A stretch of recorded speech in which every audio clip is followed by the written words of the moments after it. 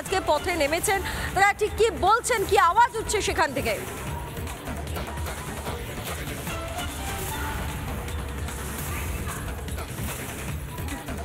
চাইবো সেই বার্তা তিনি যেটা দিতে চাইছেন, যে বার্তা তিনি যেটা দিতে চাই হিন্দু ঐক্যবাদ, হিন্দু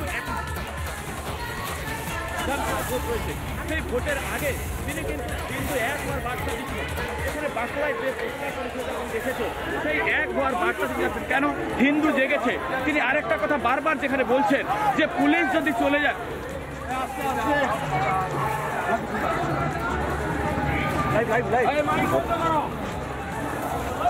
তুমি দেখতে পাচ্ছ কতটা রাস্তা তিনি হেঁটেছেন এবং সেই জায়গায় দাঁড়িয়ে একের পর এক বিভিন্ন জায়গায় তিনি বক্তব্য রাখছেন।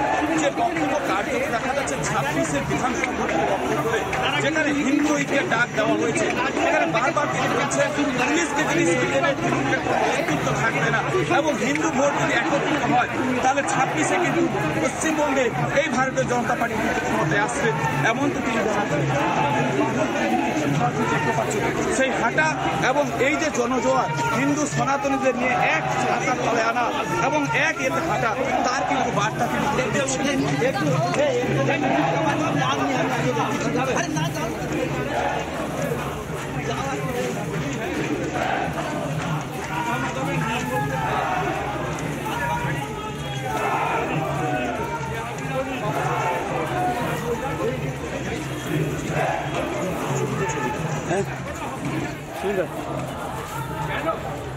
তুমি দেখতে পাচ্ছ আমরা কিন্তু ইতিমধ্যে মিছিলের মাঝখানে ঢুকে পড়েছি।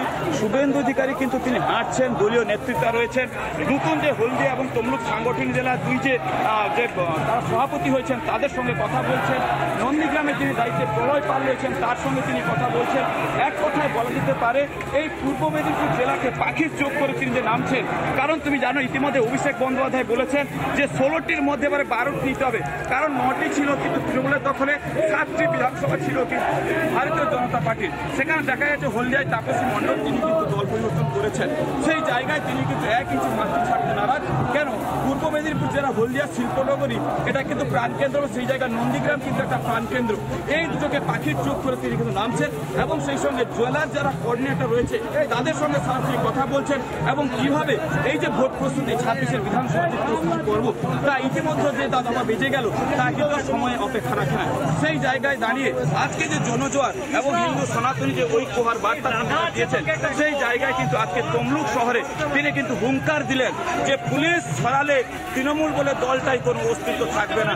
যেটুকু টিকে আছে পুলিশের দয়া টিকে আছে। কেন তাদেরকে মিথ্যে মামলা থেকে আরম্ভ করে বিভিন্ন ধরনের প্রলোভনদিকে তাদেরকে দল ভাঙানো হচ্ছে এবং কিংবা দেখা যাচ্ছে কাউকে বিভিন্ন ধরনের পদ পাইয়ে দেওয়া। কেন তুমি একবার লক্ষ্য করছে তাপসী মণ্ডল যখন কর্মরত করলেন তারপরে কিন্তু তাকে নারী সুরক্ষা দপ্তরের দায়িত্ব দেওয়া হলো, চেয়ারম্যানের দায়িত্ব দেওয়া হলো।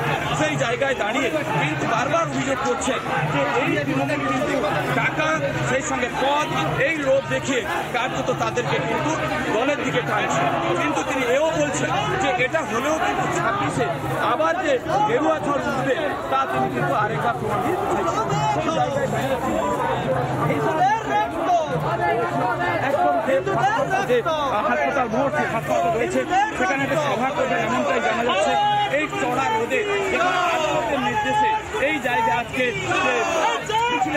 বিষ্ণুর সঙ্গে থাকো আমি পাশাপাশি আরো একবার ঐন্দ্রিলার কাছে যাবো। ঐন্দ্রিলা, এই মুহূর্তে মিছিল কোথায় এসেছে? হসপিটাল মোড় অব্দি মিছিল হওয়ার কথা এবং সেই মিছিল থেকে ফের একবার আমি জানার চেষ্টা করব যে ঠিক কি আওয়াজ উঠছে, কি দাবি উঠছে এবং 26-এর নির্বাচনের আগে এই মিছিল আদৌ কি বার্তা দিচ্ছে, কতটা শক্তিশালী বার্তা দিচ্ছে বিরোধীদের জন্য।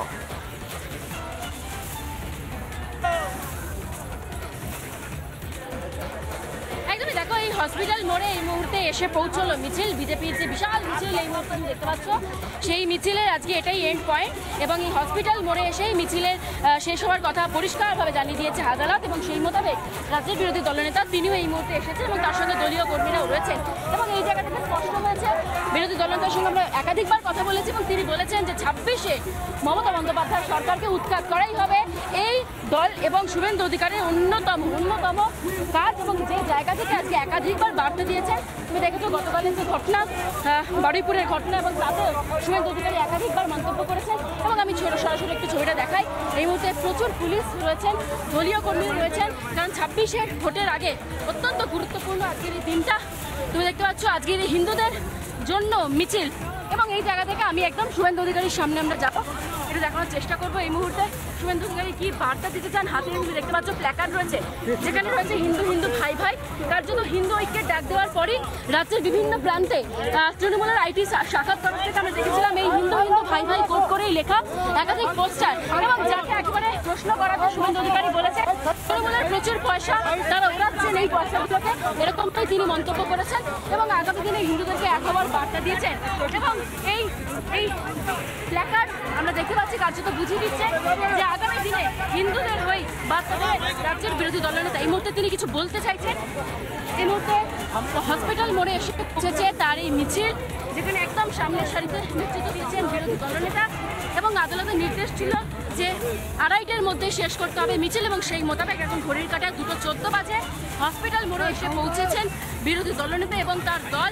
আদালতের নির্দেশ ছিল কোনো উস্কানিমূলক মন্তব্য করা যাবে না, কোনো রকম স্কুল কলেজ চত্বর থাকলে সেই জায়গা সচেতনভাবে বার্তা দিতে হবে এবং কোনো রকম কোনো অশান্তি ঘটানো যাবে না। সেই মতোই একদম সময়ের আগে 2:15 এই মুহূর্তে ঘড়ির কাঁটায় তার আগেই এসে পৌঁছলেন একদম হসপিটাল মোড়ে বিরোধী দলনেতা। প্রায় 4.5-5 কিলোমিটারের এই যে মিছিল তা এই মুহূর্তে শেষ হচ্ছে এবং মিছিলের শেষে বার্তা দেবেন বিরোধী দলনেতা। এই মুহূর্তে তিনি তার বক্তব্য শুরু করছেন।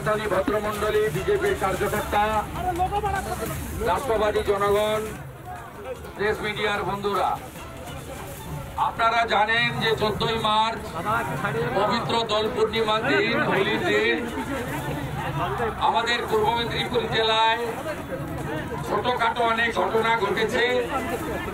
বিশেষ করে 2টি বড় ঘটনা ঘটেছে যেখানে সনাতনীরা আক্রান্ত হয়েছেন।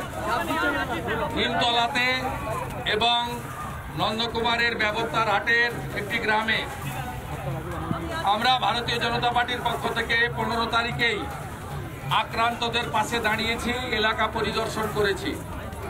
ভারতীয় জনতা পার্টি তমলুক সাংগঠনিক জেলার সভাপতি আইনজীবী মলয় সিনহা মহোদয়, তার নগর মণ্ডলের সভাপতি অনিন্দ এবং আমাদের বলিষ্ঠ নেতৃত্ব সুকান্ত চৌধুরী, আনন্দ নায়করা এবং আমাদের 2 কাউন্সিলর জয়া এবং সর্বরী এরা একটি প্রতিবাদ মিছিলের আয়োজন করতে চেয়ে আবেদন করেছিলেন। সেই আবেদন বাতিল হয়। পুলিশ আবেদন বাতিল করে যে হিন্দুদের পক্ষে নিমতলা এবং ব্যবস্থার হাটে জিহাদি হামলার বিরুদ্ধে দোষীদের দৃষ্টান্তমূলক সাজার দাবিতে বক্তব্য রাখা যাবে না।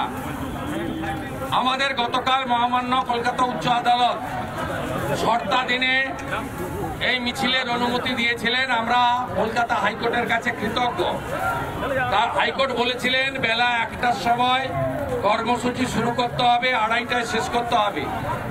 আমরা ঐতিহ্যবাহী রাজবাড়ির মাঠ থেকে বেরিয়ে মা বর্গভীমাকে প্রণাম করে আমাদের হসপিটাল মোড়, হসপিটাল বেরিয়ে শহীদ ক্ষুদিরামের মূর্তির পাদদেশে এখন 2:20 বাজে আমরা এখানে সমাপ্তির পথে। আমি ধন্যবাদ জানাবো রাজ্যের সম্পাদক বিধায়ক অশোক দিন্দাকে, ধন্যবাদ জানাবো রাজ্যের সম্পাদক আমাদের অতিপ্রিয় উমেশ রায়কে, আমাদের সাংগঠনিক জেলার দীর্ঘদিনের ইনচার্জ নেতা রূপম মল্লিককে, আমাদের রাজ্য কমিটির সদস্য তপন চক্রবর্তী, তপন মাইতি, প্রদীপ দাস এবং প্রমুখ সমস্ত নেতৃবৃন্দকে আমি ধন্যবাদ জানাবো। আমাদের জেলার পার্টির সমস্ত জিএসরা, মেঘনাথ দা থেকে শুরু করে জেলা পরিষদের বিরোধী দলনেতা বামদেব থেকে শুরু করে সুস্মিতা বোন থেকে শুরু করে আমাদের বিশ্বনাথ চক্র ব্যানার্জি থেকে শুরু করে আমাদের প্রত্যেকটি নেতৃত্ব তারা এখানে উপবিষ্ট হয়েছিলেন। হাইকোর্ট যেহেতু সংখ্যা বেঁধে দিয়েছিল, আমরা কেবলমাত্র তমলুক এবং পার্শ্ববর্তী এলাকা থেকে 1000 মানুষকে আমন্ত্রণ করতে বাধ্য হয়েছিলাম। যদিও তমলুক শহরে রাস্তার দুপাশে হাজারে হাজারে মানুষ হাত নেড়ে আমাদের প্রতি সংহতি জ্ঞাপন করেছেন। তারা এই ধরনের শান্তিপূর্ণভাবে হিন্দুদের উৎসবে বারে বারে হামলার বিরোধিতা করেছে। তমলুক একটি সংস্কৃতবান শহর, শিক্ষিত শহর, স্বাধীনতা সংগ্রামীদের শহর। এই শহর অত্যন্ত রুচিশীল শহর।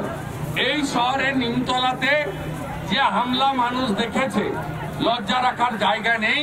সবচেয়ে পরিতাপের বিষয়, মমতা ব্যানার্জির পুলিশ গাড়ি নিয়ে দাঁড়িয়েছিল, যখন জিহাদিরা আসে সুসজ্জিত হয়ে, তখন পুলিশ গাড়ি ঘুরিয়ে নিয়ে থানায় পালিয়ে যায়। অর্থাৎ পুলিশ আর জিহাদি মিলেমিশে একাকার হয়ে গেছে।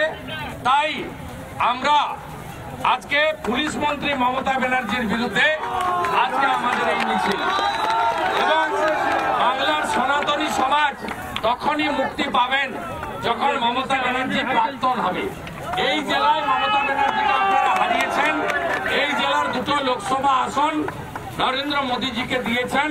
শপথ নিন, আমরা দেব 16, রাজ্য হব 180 অন্তত, এবং মমতাকে প্রাক্তন করব। যোগী আদিত্যনাথের মতো পশ্চিমবাংলায়ও সুশাসন সুরক্ষা দেব। হিন্দু ধর্মাবলম্বীরা তাদের প্রত্যেকটি অনুষ্ঠান আনন্দের সঙ্গে শাস্ত্র মেনে, পঞ্জিকা মেনে সুন্দরভাবে করতে পারবে। আমি আর কথা দীর্ঘায়িত করব না। আমাদের হলদিয়াতে আগামী রবিবার বিকালে ক্ষুদিরাম স্কয়ার থেকে দুর্গাচক রেল ক্রসিং পর্যন্ত বর্ণাঢ্য শোভাযাত্রা আছে। তাতে অংশগ্রহণ করার জন্য হলদিয়া এবং মহিষাদল বিধানসভার নেতৃত্বকে, কর্মী সমর্থকদের, জনগণকে আহ্বান জানিয়ে, এবারে রামনবমী কেমন হবে? রামনবমী কেমন হবে? জয় জয় শ্রীরামের ধ্বনি উঠবে, চারিদিকে গেরুয়াময় হবে। 6 এপ্রিল দেখা হবে। জয় জয় শ্রীরাম, জয় জয় শ্রীরাম। বর্গ ভীমাকে প্রণাম জানিয়ে, হাইকোর্টকে কৃতজ্ঞতা জানিয়ে আজকের কর্মসূচি বলয় সিনহা মহোদয়ের অনুমতি নিয়ে এখানেই শেষ করলাম। ধন্যবাদ। প্রবীণ নেতা বিজন মিত্র সহ আরো সকলকে আমার শ্রদ্ধা এবং প্রণাম।